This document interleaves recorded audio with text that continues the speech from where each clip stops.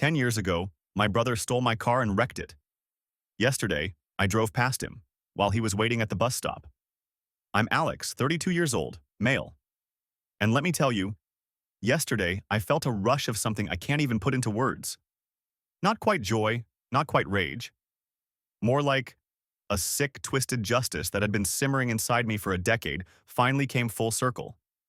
10 years ago, my older brother Mark, then 24, stole my car. Not borrowed.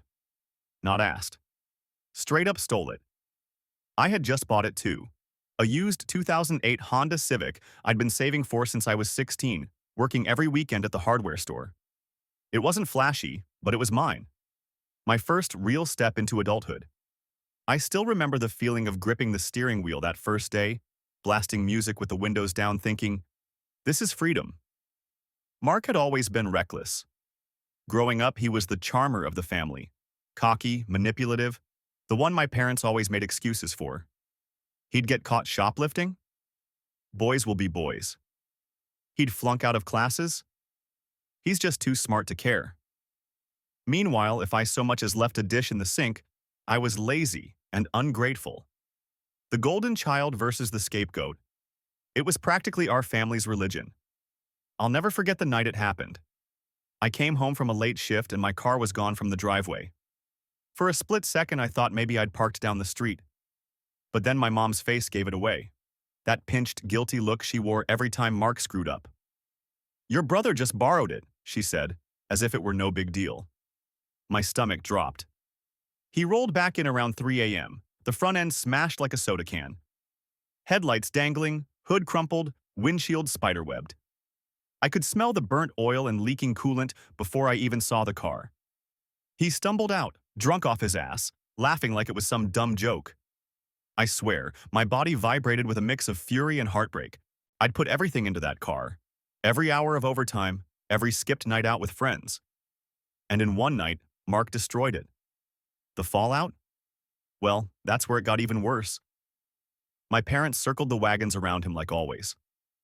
He didn't mean it. He's going through a hard time. Don't you care about your brother more than some car? I wanted to scream. Insurance refused to cover it since he wasn't on the policy, and I was left holding the bag. No car, no way to get to work, no savings. Meanwhile, Mark faced zero consequences. None. My dad even helped him get a lawyer to make sure his DUI didn't ruin his future. And me? I had to beg coworkers for rides, ended up losing shifts, nearly lost my apartment because of the financial spiral that car wreck started. That night changed everything. It wasn't just a car, it was the moment I realized my family had chosen sides long ago, and I was never going to be on theirs. Fast forward to yesterday. I was driving my current car, a reliable little Toyota I'd bought cash a few years back, and there he was. Mark. Standing at the bus stop, hunched, older, grayer, holding some ratty backpack. No car, no job, from what I've heard. Just stuck. And for the first time in my life, I didn't feel small next to him. I felt tall. I slowed just enough for him to look up and recognize me. His eyes widened, like he couldn't believe it. And I'll admit it.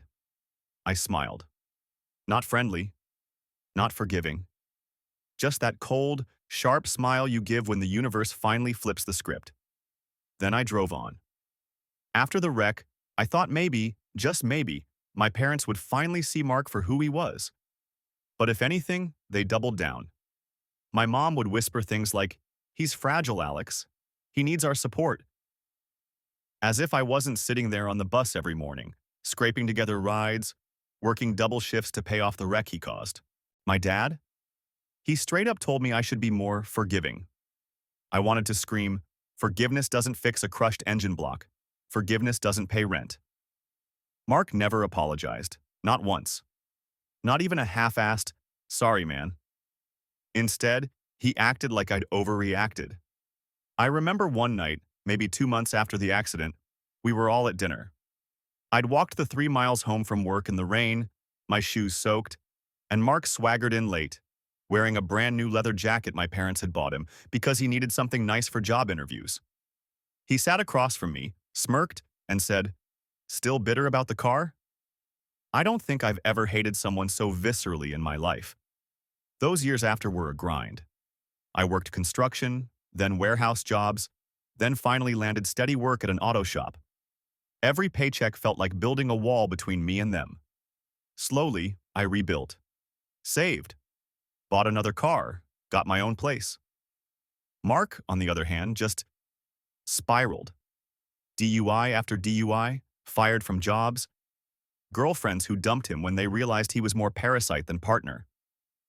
My parents bailed him out every time. Money for fines, money for rent, money for rehab he never finished. At some point, I stopped going to family gatherings. Couldn't stomach it anymore. Every holiday turned into them celebrating his progress while ignoring mine. When I got promoted at the shop, my mom barely blinked. When Mark managed to stay sober for 6 weeks, she threw a barbecue. But here's the kicker, the symbolic moment that cemented everything. My parents had kept what was left of my Civic in their backyard for years, claiming Mark was going to fix it as a project. One Thanksgiving, I wandered out there, and the car was gone. My dad told me Mark had stripped it for parts, just to make a little cash. My first real car, the one I'd worked myself raw to buy, the last piece of it was sold off without a single word to me. That night, I left their house and didn't go back for almost 5 years. And now here we are. Yesterday. Me and my Toyota, Mark at the bus stop, looking like a shell of the brother I used to know. Life had finally caught up to him. And maybe I could have just let it go. Driven on, left him standing there in the exhaust fumes. But I didn't. Because seeing him like that didn't close the wound. It split it wide open again. And for the first time in 10 years, I realized I wanted more than karma. I wanted revenge. Don't forget to subscribe. I told myself I'd just keep driving. That one glimpse of him, sagging at a bus stop, was enough closure. But life doesn't hand you clean exits, does it? Because 3 days later, I got a message request on Facebook. It was Mark. Hey bro, long time no talk. Saw you the other day. Looking good. Let's catch up? I swear, I almost laughed. Saw me? He made it sound like a coincidence, like he hadn't burned down every bridge between us. Like we were just two estranged buddies who'd lost touch, not the guy who wrecked my entire 20s. I ignored it, deleted the message, thought that would be the end. But then came the texts. I don't even know how he got my number. Maybe from our parents. Maybe he just kept it all these years. I'm trying to turn my life around. Need someone to believe in me. You're the only one who understands me. And then, when I still didn't answer, you owe me at least a conversation after everything we've been through. That line, owe me, lit me up like a match dropped in gasoline. For a second, I wanted to drive over to wherever he was and scream in his face. Owe him? After all the nights I worked until my hands blistered, all the buses I rode in the rain because of him, all the dinners where I got crumbs while he got celebrations. But I didn't scream. I didn't reply. I just sat there staring at the words, heart pounding, and realized something important. Mark hadn't changed, not even a little. He was still the same parasite, still looking for someone to latch onto. And for the first time in years, he thought maybe that someone could be me again. It didn't stop there. 2 days later, he showed up at my job. I was in the middle of rotating tires when one of the guys came back and said, "Some dude's out front asking for you." I wiped the grease off my hands, stepped outside, and there he was. Same ratty backpack, same jittery energy, same smug half-smile that had once gotten him out of every scrape. "Alex," he said, arms spread like I was supposed to hug him. "Man, look at you. Doing good, huh?" I froze. Customers were walking past us. My coworkers were watching. And here was my brother, the black hole of my youth, acting like we were long-lost best friends. I muttered, "You shouldn't be here." But Mark wasn't the kind of person who heard no. He never was. He launched into some sob story about how he was sober now, how he just needed a place to crash for a while, how our parents didn't get it. But I would. His words were frantic, rehearsed, like he'd given the same pitch 100 times. And the more he talked, the more I realized he wasn't asking me. He was expecting me. The same way he expected that car to be his. The same way he expected forgiveness to just fall into his lap. I looked at him, standing there in my world, covered in grease and sweat from honest work, and I felt it. Revenge wasn't just a fantasy anymore. It was an opportunity, and I was going to take it. When I told Mark, "You shouldn't be here," I meant it. But to him, that was just background noise. That night, I came home to find him sitting on the steps outside my apartment building. Ratty backpack at his feet, smoking a cigarette like he owned the place. My stomach sank. "Figured I'd wait," he said, flicking the butt into the bushes. "Come on, man, it's freezing out here. Let me crash." I clenched my jaw. "No, you need to leave." He laughed. That same laugh from 10 years ago when he wrecked my car and thought it was funny. "Alex, quit acting like you're better than me. We're blood." Neighbors were watching now. A couple walking their dog slowed down, clearly catching the tension. Mark picked up on it too because he raised his voice. "What, you think you're too good for your own brother now? Got yourself a steady job and suddenly you're Mr. Big Shot?" I tried to usher him away, but he stepped right up to my door and slammed his palm against it. The sound echoed down the hall. My pulse spiked. I could see it in his eyes. If I let him in once, I'd never get rid of him. "Mark," I said, low and firm, "get off my property before I call the cops." That set him off. His face twisted, voice climbing. "Cops? You'd call the cops on me? After everything I've been through? After I nearly died out there?" He kicked at my doorframe so hard the metal rattled. I snapped then. Shoved him back with both hands. Not a punch, just enough to make space. He stumbled, almost fell, and that was when he pulled out the low blow. "You think Mom and Dad would be proud of this? Treating family like trash? No wonder they always said you were selfish." That one hit me square in the chest. Because yeah, they had said that. 1,000,000 times. And hearing it from him again, in that mocking tone, was like being shoved back into my teenage skin. But this time, I wasn't that kid anymore. I was grown. I had a life, and I wasn't going to let him wreck it. So I pulled out my phone, dialed 911 right in front of him. His eyes went wide, because for once, someone was actually holding him accountable. He bolted before the cops arrived, but not before spitting on my doorstep and yelling, "You'll regret this, Alex." The cops took my statement, gave me a card, told me to call if he came back. I thought that would be the end. But 2 mornings later, I came out to go to work, and both my tires on the driver's side were slashed. I just stood there staring at the rubber shreds, that sickly chemical smell of fresh cuts hanging in the cold air. And I knew, without a doubt, this was Mark's way of saying, "You didn't kill me. I'm still here." That was the moment I realized ignoring him wasn't an option anymore. If I didn't get ahead of this, he was going to drag me down with him, and I wasn't about to let that happen. Don't forget to subscribe. Update. So, a lot's happened since I posted. Didn't expect this to blow up, but here we are. First off, thanks to everyone who told me I wasn't crazy for cutting Mark off years ago. Reading your comments honestly made me feel less like the villain my parents painted me as. Some of you said, "He's going to try to crawl back in the second he sees you're doing better." Yeah, nailed it. That's exactly what's happening. Quick rundown. After the whole bus stop thing, he messaged me nonstop, then showed up at my job, then at my apartment, screaming like some deranged televangelist about family loyalty. I called the cops when he started kicking my door. Thought maybe that'd scare him off. Nope. 2 mornings later, I found my car tires slashed clean through. And before anyone says, "Could be random," save it. I know Mark's signature. This is the same guy who carved "loser" into my high school locker with his pocket knife because I wouldn't let him borrow money for weed.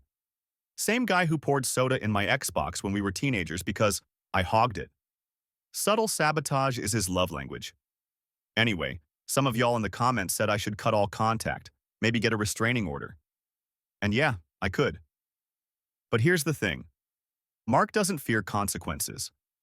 My parents bailed him out of every scrape for 30 years. Court dates, fines, DUIs, didn't matter. He never felt the fallout. He just wriggled out, blamed someone else, and kept moving. So a restraining order? That'd just be another piece of paper he ignored. What I need isn't the law. What I need is to show him personally, that he doesn't get to take from me anymore. Not my car, not my peace, not my damn life.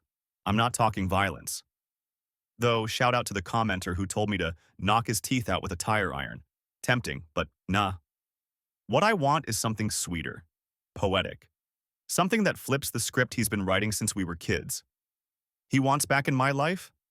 Fine. I'll let him in. But not the way he expects. I've got an idea brewing. It's risky, messy, the kind of thing that could blow up in my face if I screw it up.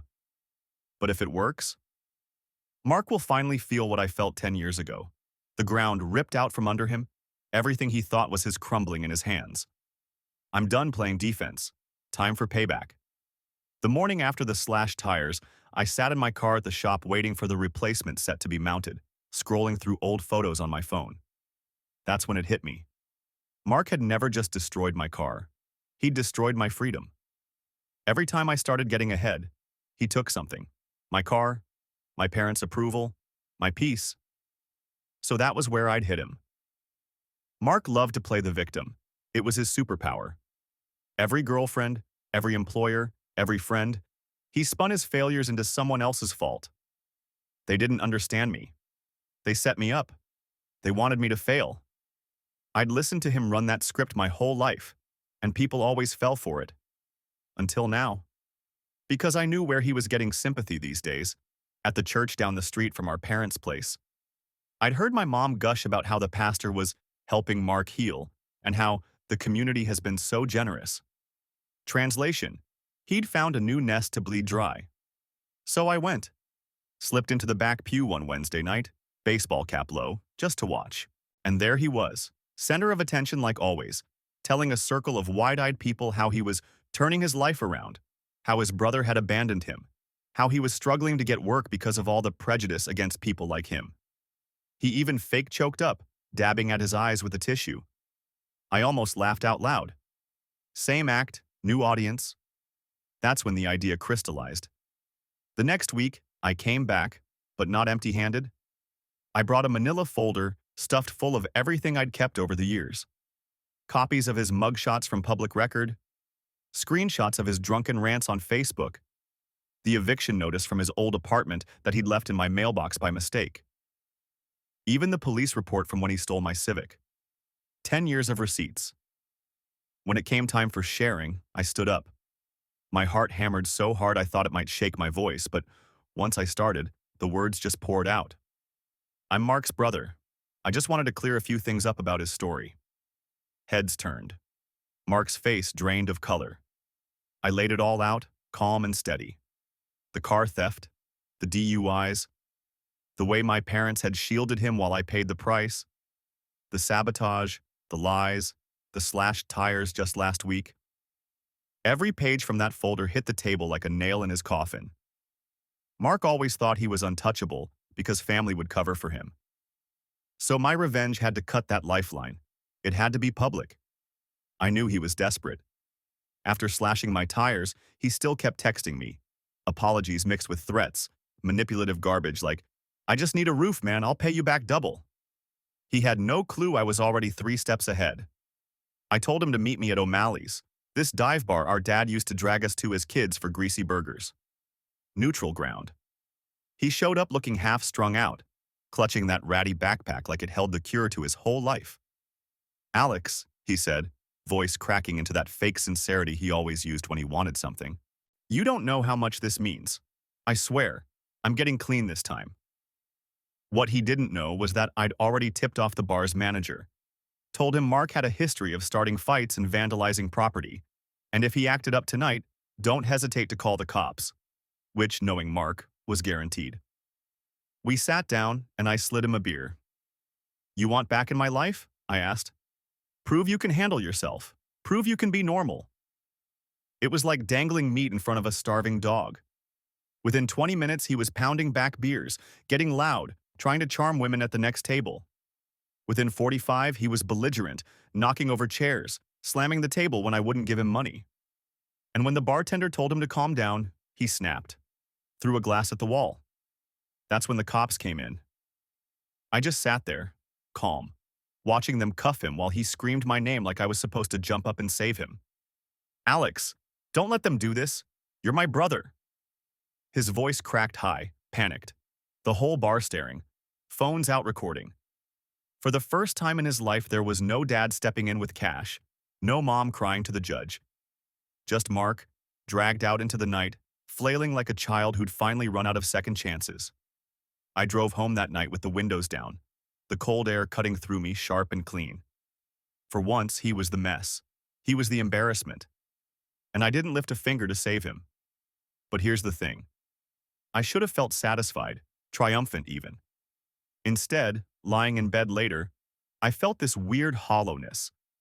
Like the revenge was sweet, sure, but it hadn't killed the root. Because Mark wasn't just my problem. My parents had built him into this monster. And I knew, deep down, the real storm was coming once they found out what I'd done. Update 2. Well, that escalated faster than I thought. So yeah, Mark got arrested at O'Malley's. Bar full of witnesses, half a dozen phones filming while he screamed my name like I was his damn lawyer. It hit local Facebook groups within hours. People were tagging me, asking if that was my brother. My coworkers saw it. Even my boss pulled me aside the next morning, shook his head and said, "Guess karma doesn't need alignment." But the real fallout? My parents. Holy hell, you'd think I'd set fire to the family Bible. Mom called first, voice shaking, demanding to know how I could betray my brother like that. Betray. As if I hadn't spent half my life cleaning up after him. As if I was the one who'd trashed the bar and hurled glass at strangers. Dad wasn't any better. He left me this long voicemail about family blood being thicker than water, peppered with that disappointed tone he's perfected over the years. At one point, he actually said, "You know Mark struggles. You should have handled it quietly." Quietly. Translation. Sweep it under the rug like always. I didn't even call them back. Couldn't. Because here's the thing. For once, I wasn't the one being painted as the failure. Mark's mugshot was plastered online. His tantrum was public. Everyone saw him for what he was. And instead of shame, I felt relief. Like I'd been carrying this secret weight for 10 years and finally dropped it on his shoulders where it belonged. But it wasn't all victory laps. Some of you called it in the comments of my last post. Said revenge wouldn't fix the hole he left in me. And yeah, you're right. Lying in bed the past 2 nights, I've caught myself replaying it all. The wrecked Civic, the rain-soaked bus rides, him smirking in that leather jacket while I drowned in bills. And then, him looking at me in that bar, desperate and cornered. Like maybe this time he really knew he was out of lives. And part of me wonders, did I finally get justice? Or did I just become another player in the same broken game my parents started? I don't know. What I do know is that Mark's out on bail now. Guess who posted it? Yep, Mom and Dad. Already back to the rescue. And word is he's telling everyone I set him up. That I tricked him into drinking, tricked him into blowing up. So no, this isn't over. If anything, the fire's spreading. And honestly, I'm not done either. I knew it was coming, but when it hit, it still rattled me. Sunday afternoon, I got a call from my mom. "We're coming over. Don't you dare lock the door." Click. No chance to argue. 15 minutes later, I heard the pounding. Not a knock, pounding. I opened the door, and there they were. Mom red-faced, Dad stiff-jawed, and behind them, Mark, wearing a smug little grin like a wolf who'd just convinced the sheep he was innocent. "Explain yourself," Dad barked, before he even crossed the threshold. "Why would you trick your own brother like that?" I laughed. Couldn't help it. Trick him? He threw a glass at a bartender. What exactly did I trick him into? Physics? Mark shoved past him, straight into my living room, and started pacing like he owned the place. "You set me up, told me to meet you there, then told them I was trouble. You wanted me locked up, Alex. Admit it." My blood went cold. Because technically, he wasn't wrong. But the way he twisted it, he sounded like the victim. Like always. Mom's voice broke in, trembling with fake tears. "Alex, he's your brother. He's sick, and you put him in danger. Do you have any idea what jail could do to him?" I snapped. Years of swallowing it, years of being painted the villain, all boiling over at once. Danger. He stole my car and wrecked it. He ruined my 20s. He slashed my tires last week. Where was your outrage then? That silence, that awful silence, told me everything. They didn't care. Not about me. Not about the Civic. Not about 10 years of clawing my way back. All they saw was their golden boy in handcuffs, and somehow that was my fault. I felt something inside me crack. You know what? I said, stepping right up to Mark. You want danger? Fine. I yanked open the hall closet and pulled out the box I'd been keeping for years. The smashed Civic plates, bent and rusted, the last thing I'd salvaged before they stripped it for parts. I hurled them at his feet. The sound clanged through the apartment. Remember that? My voice was shaking, but not with fear. That was my life, my future. You destroyed it, and they covered for you. And now you want me to cover again? Not a chance. Mark bent down, picked up one of the plates, and for a second I thought maybe, he'd finally see it. But then he smirked. Still crying over a hunk of junk. Pathetic. Something in me snapped. I lunged. Not to punch, but to shove him straight out my front door. He stumbled hard, crashing into the stairwell railing.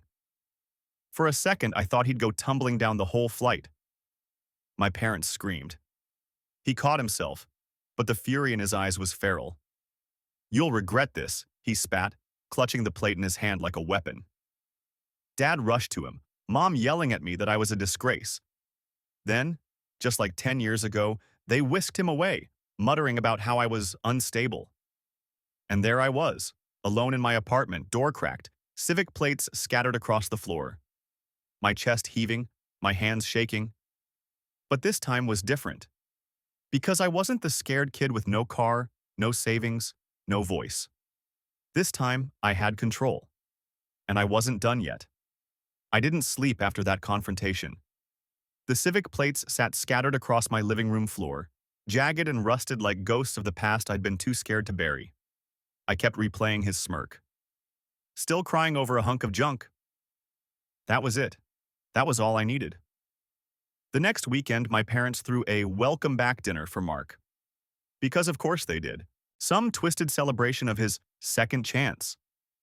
I wasn't invited, but I knew where it would be.